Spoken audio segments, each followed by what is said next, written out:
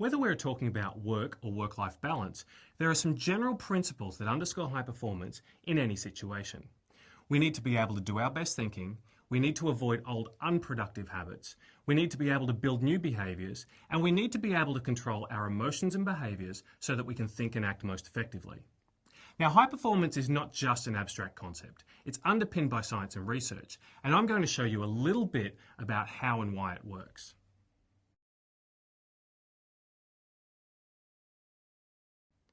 I want you to participate in a little experiment for me. It's called the Stroop test. Here's how it works.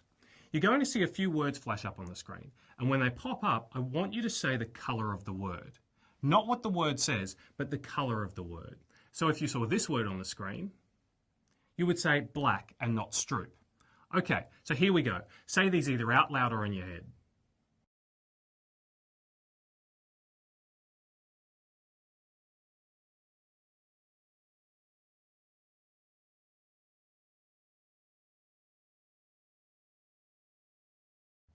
That's pretty hard, right?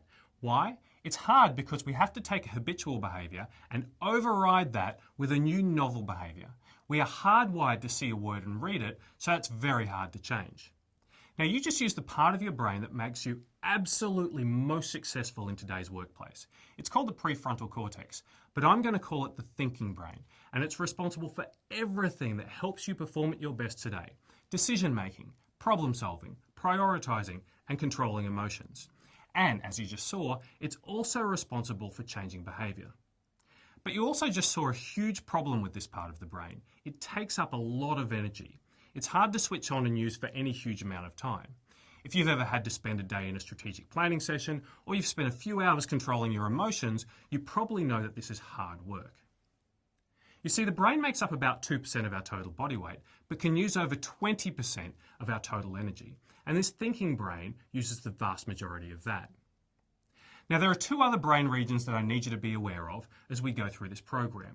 One is the autopilot, which controls our habitual behaviours and also our survival mechanisms. This is the thing that switched on when you read the word instead of saying the colour. And in direct contrast to the thinking brain, it is the most efficient, easiest part of our brain to switch on. And the final area is the limbic system, or our emotional brain, which is responsible for detecting and responding to emotions. We're about to see how these three things contribute to performance.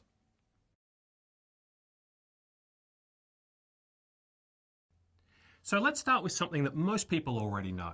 Most people have seen the stress performance curve before. It's technically called the UX-Dodson curve and sometimes referred to as the inverted U. Here's what it tells us. With very low levels of stress, we don't perform well at all. This is the chill zone. In sports, it explains why a highly rated team can be thrashed by rank underdogs. And in the office, it explains why we procrastinate and get sidetracked by doing busy work instead of productive work. There's just not enough pressure for us to switch on. Now, as stress moderately increases, our performance actually gets better. There is an optimum level of stress that coincides with optimum performance. So a little bit of stress is good. This is what we see when athletes are in the zone or when we're at work and everything's flowing, time's flying, we're engaged and doing our best thinking. But if we push stress just a little bit further, we spill over into something called the choking zone.